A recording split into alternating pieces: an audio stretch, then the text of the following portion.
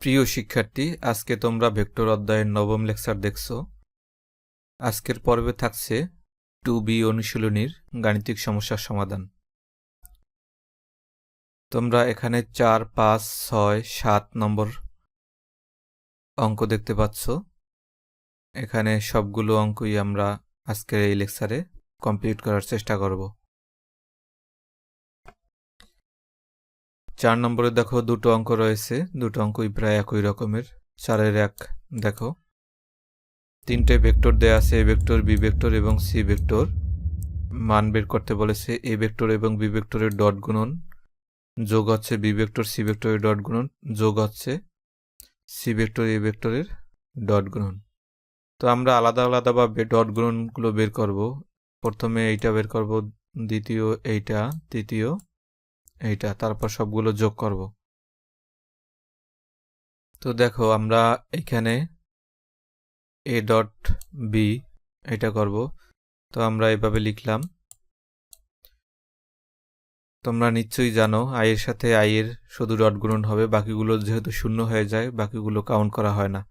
নিজের সাথে নিজের, অর্থাৎ যে একক ভেক্টর তার ওই একক ভেক্টরের সাথেই ডট গুণনগুলো কাউন্ট করা হয়, আর বাকিগুলো তো শূন্য হয়ে যায়, তোমরা জানো। তাহলে এইখানে আই এর সহগ আছে 1, এইখানে আই এর সহগ আছে অন, অনাকে এই অন, এইখানে আছে একটা প্লাস, এইখানে আছে একটা মাইনাস, প্লাসে মাইনাসে মাইনাস, এই মাইনাস, এইখানে আছে অন সহগ, আর এইখানে আছেও অন, এই জন্য অনাকে অন।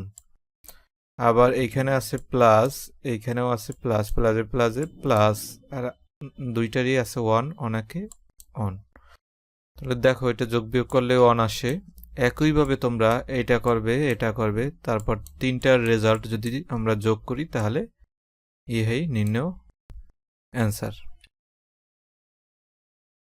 2 নম্বরে দেখো একই অঙ্ক, 2 নম্বরের শুধু এ ডট বি করতে বলেছে।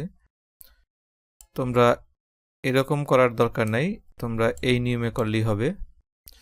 দেখো এইখানে 3, 6, 18, এই যে 18, এখানে যেহেতু মাইনাস আছে এখানেও মাইনাস, মাইনাসে মাইনাসে প্লাস, এখানে প্লাস হয়েছে। 2 3 দ্বিগুণে 6 প্লাস 6, এইখানে প্লাস আছে এখানেও প্লাস, তার মানে প্লাসে প্লাসে প্লাস, এখানে আছে 1, এখানে আছে 2, 2 একে 2, সবগুলো যোগ বিয়োগ করলে দেখো 26 আসে। ইহাই নির্ণয় অ্যান্সার। 5 নম্বরে খেয়াল করো, 5 নম্বরে 1 নম্বরে বলেছে এ ভেক্টর এবং বি ভেক্টর দুটি পরস্পর লম্ব হবে দেখাইতে বলেছে। এইখানে এ ভেক্টর এবং বি ভেক্টর দেয়া আছে। তো তোমরা জানো দুটি ভেক্টর কখন লম্ব হয়। দুটি ভেক্টর যখন লম্ব হবে তখন ওই দুটি ভেক্টর এর ডট গুণন অবশ্যই শূন্য হবে। তাহলে দেখো আমরা এই দুইটি ভেক্টর দেয়া আছে লিখলাম। আমরা জানি এ ডট বি ইকুয়াল শূন্য হলে তারা পরস্পর লম্ব হবে, অর্থাৎ দুইটি ভেক্টর শূন্য তখনই হবে যখন ভেক্টর দুইটিও লম্ব হবে। তার মানে এখন আমরা এই দুইটার ডট গুণন করব, ডট গুণন করে যদি শূন্য পাই তাহলে আমরা বলতে পারবো ভেক্টর দুইটি পরস্পর লম্ব। তাহলে দেখো ডট গুণন, তোমরা ডট গুণন অনেকবার অঙ্ক করেছো।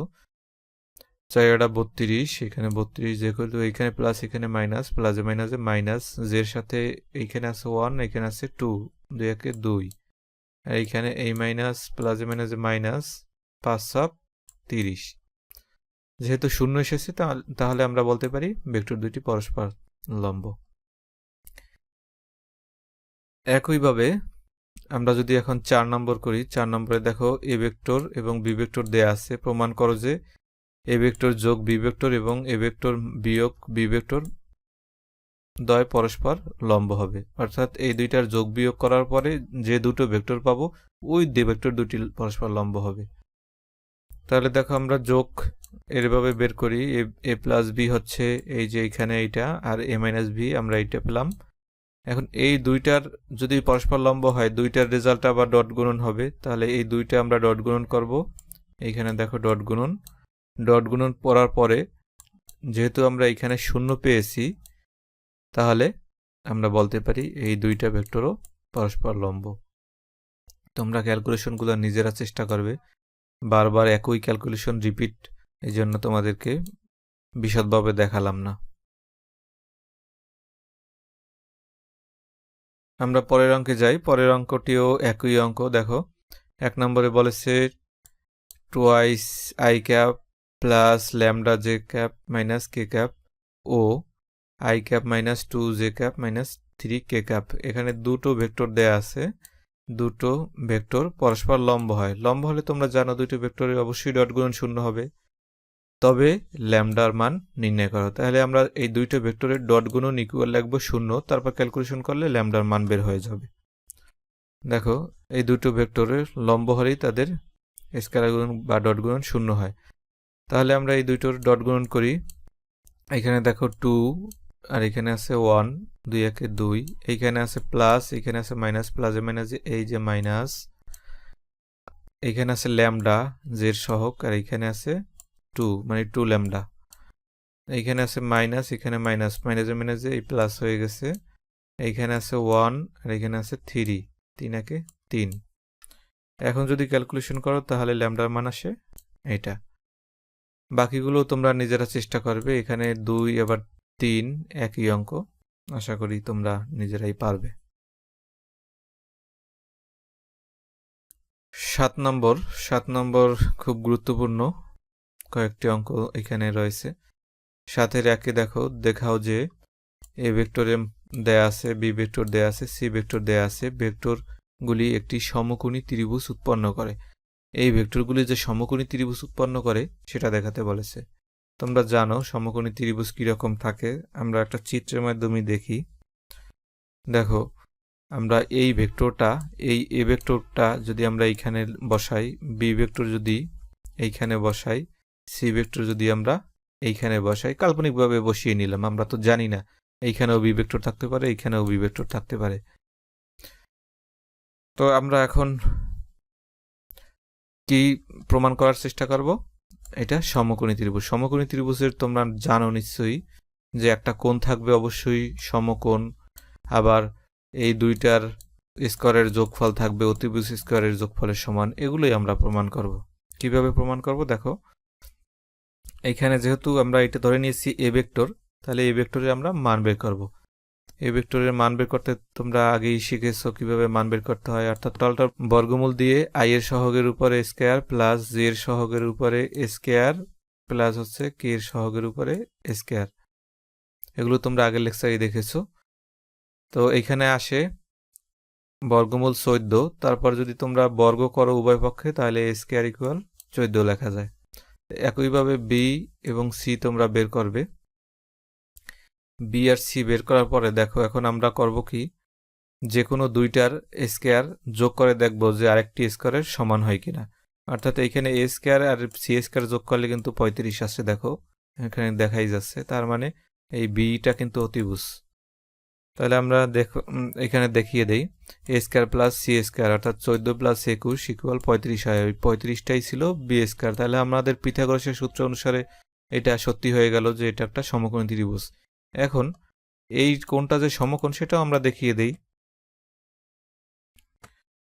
দেখো এ আর সি আমরা যদি ডট গুণন করি এ আর সি, তাহলে এই এ ভেক্টর কোনটা? এইটা, আর সি ভেক্টর হচ্ছে এই যে এইটা, এটা আমরা বসালাম। তাহলে দেখো 3 দুগুণে 6, এখানে আছে মাইনাস, প্লাসে মাইনাসে মাইনাস, 2 একে 2, আর এখানে আছে প্লাসে মাইনাসে মাইনাস, এইখানে 4 একে 4।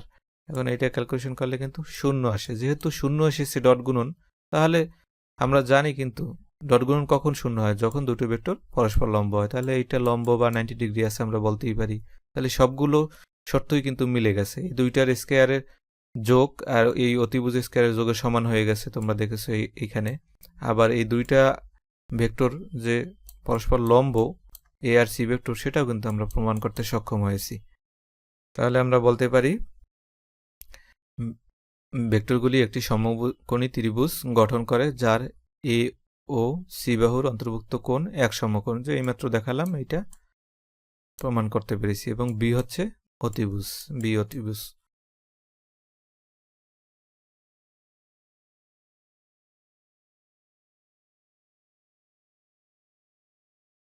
এখন 3 নম্বরে দেখো, 3 নম্বরে তিনটি বিন্দুর অবস্থান ভেক্টর যথাক্রমে দেয়া আছে এরকম এরকম এরকম। দেখাইতে বলছে তিনটি একটি সমবাহু ত্রিভুজ গঠন করে। সমবাহু ত্রিভুজের তোমরা জানো তিনটি বাহুই হচ্ছে সমান। তাহলে আমরা এখানে দেখো এইভাবে লিখলাম, ভেক্টর মূল বিন্দু ও সাপেক্ষে এ বি ও সি বিন্দুত্রয়ের অবস্থান ভেক্টর এইখানে দেয়া আছে, যেহেতু এইটা ধরি আমরা একটা অবস্থান ভেক্টর, এইটা আরেকটা, এইটা আরেকটা, ও বিন্দুর সাপেক্ষে কিন্তু। আর ভেক্টরগুলো কিন্তু এইগুলো, এই এ ভেক্টরের এইটা হচ্ছে এই ভেক্টর, এইটা হচ্ছে এই ভেক্টর, আর এই অবস্থান ভেক্টর এইটা হচ্ছে এই সি এর সাথে ভেক্টর। তোমরা নিশ্চয়ই জানো যখন আমরা এইরকম করতাম অবস্থান ভেক্টর এরকম পি থাকতো, এটা ওপি থাকতো, এই ওপি এর মান এইখানে যদি এক্স ওয়াই থাকতো তাহলে আমরা কি লিখতাম, ওপি ভেক্টরের x i cap plus y j cap এভাবে লিখতাম। তার মানে এই ভেক্টরটা হচ্ছে অবস্থান ভেক্টর। তার মানে তোমরা এখানে দেখতে পাচ্ছ এই ভেক্টরটা কিন্তু এই এর সাথে যে ভেক্টরটা এটা হচ্ছে এইখানে যে এ বিন্দুটা হচ্ছে তাহলে 1 2 3, এইখানে যেরকম দেখছো এক্স ওয়াই, আর এখানে এ বিন্দু হচ্ছে 1 2 3।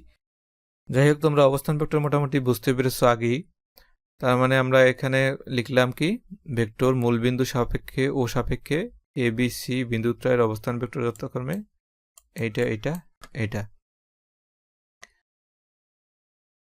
দেখো এখন আমরা এ বি বের করব। এ বি তোমরা ত্রিভুজ বিধি অনুসারে জানো, দেখো এইটা এইটা এদিকে গেছে, এইটা এদিকে গেছে, অর্থাৎ এইটার প্রান্ত বিন্দুতে এইটার আদি বিন্দু, তার মানে এইটা যোগ এইটা ইকুয়াল লিখবো এইটা। দেখো ও এ ভেক্টর যোগ এ বি ভেক্টর ইকুয়াল আমরা লিখতে পারি ও বি ভেক্টর, ও বি ভেক্টর। এখন এইটাই এ বিটা এই পাশে লিখেছে, ও বি মাইনাস ও এ লেখা যায়, ও বি মাইনাস ও এ লেখা যায়, এইটা ওই পাশে চলে গেছে। তার মানে এখন আমরা এই দুটো ভেক্টর বিয়োগ করলাম, বিয়োগ করার পরে আরেকটি ভেক্টর উৎপন্ন হয়েছে। এখন এই এ বি এর আমরা মান বের করে নেব, কারণ আমাদের দেখাতে হবে এই মানটা এই মানটা এই মানটা সমান, কারণ সমবাহু ত্রিভুজের তিনটা বাহুর মানই সমান।